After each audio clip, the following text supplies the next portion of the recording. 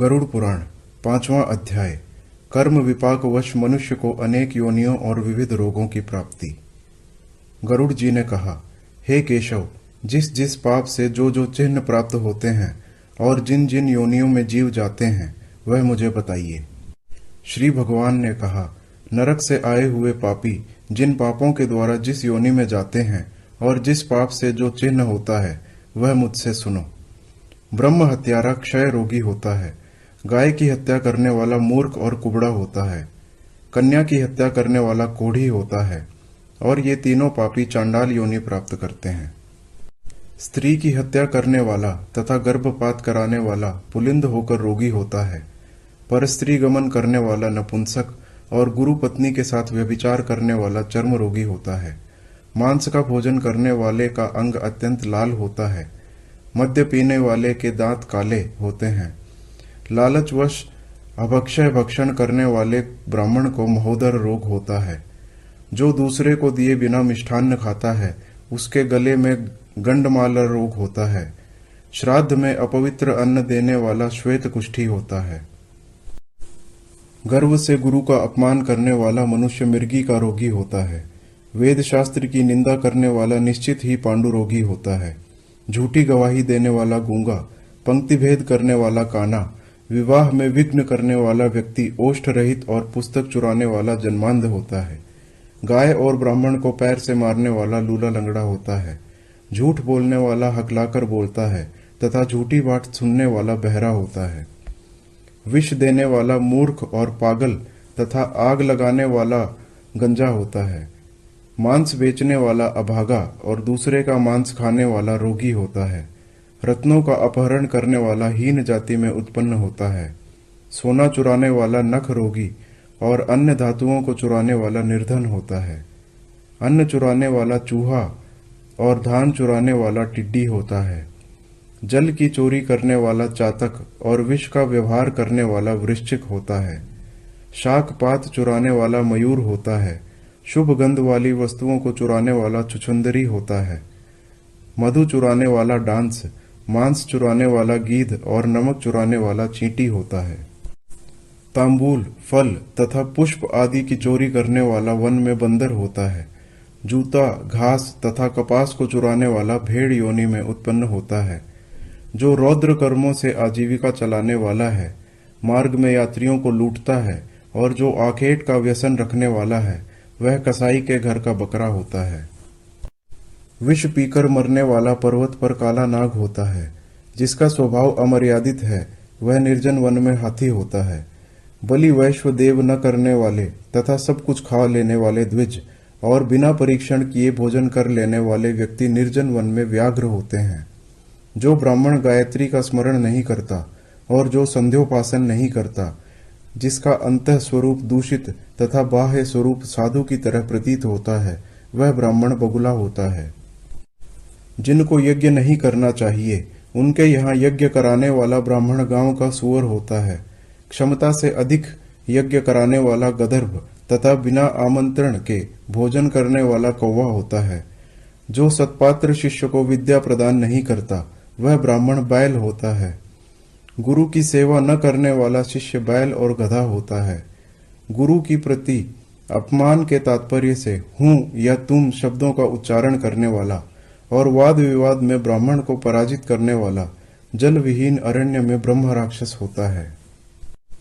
प्रतिज्ञा करके द्विज को दान न देने वाला सियार होता है।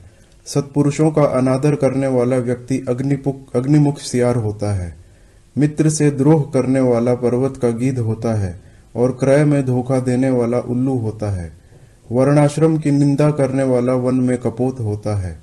आशा को तोड़ने वाला और स्नेह को नष्ट करने वाला, द्वेषवश स्त्री का परित्याग कर देने वाला बहुत काल तक चक्रवाक होता है। माता पिता, गुरु से द्वेष करने वाला तथा बहन और भाई से शत्रुता करने वाला हजारों जन्मों तक गर्भ में या योनि में नष्ट होता रहता है।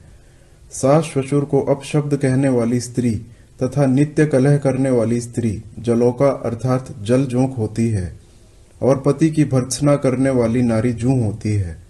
अपने पति का परित्याग करके पर पुरुष का सेवन करने वाली स्त्री चमगीदड़ी, छिपकली अथवा दो मुंह वाली सर्पिणी होती है। सगोत्र की स्त्री के साथ संबंध बनाकर अपने गोत्र को विनष्ट करने वाला तरक्ष अर्थात लक्कड़बग्गा और शल्लक अर्थात शाही होकर रीछ योनि में जन्म लेता है। तापसी के साथ व्यभिचार करने वाला कामी पुरुष मरु प्रदेश में पिशाच होता है और अप्राप्त यौवन से संबंध रखने वाला वन में अजगर होता है। गुरु पत्नी के साथ गमन की इच्छा रखने वाला मनुष्य गिरगिट होता है। राजपत्नी के साथ गमन करने वाला ऊंट तथा मित्र की पत्नी के साथ गमन करने वाला गधा होता है। गुदागमन करने वाला विष्ठा भोगी सुअर तथा शूद्रगामी बैल होता है। जो महाकामी होता है वह काम लंपट घोड़ा होता है। किसी के मरणा शौच में एकादशाह तक भोजन करने वाला कुत्ता होता है। देव द्रव्य भोक्ता देवलक ब्राह्मण मुर्गे की योनि प्राप्त करता है। जो ब्राह्मणाधम द्रव्यार्जन के लिए देवता की पूजा करता है वह देवलक कहलाता है। वह देव कार्य तथा पितृ कार्य के लिए निंदनीय है। महापातक से प्राप्त अत्यंत घोर एवं दारुण नरकों का भोग प्राप्त करके महापातकी व्यक्ति कर्म के क्षय होने पर पुनः इस लोक में जन्म लेते हैं। ब्रह्म हत्यारा गधा, ऊंट और महिषी की योनि प्राप्त करता है तथा सुरापान करने वाले भेड़िया, कुत्ता एवं सुयार की योनि में जाते हैं। स्वर्ण चुराने वाला कृमि, कीट तथा पतंग की योनि प्राप्त करता है। गुरु पत्नी के साथ गमन करने वाला क्रमशः तृण, गुल्म तथा लता होता है। परस्त्री का हरण करने वाला, धरोहर का हरण करने वाला तथा ब्राह्मण के धन का अपहरण करने वाला ब्रह्म राक्षस होता है।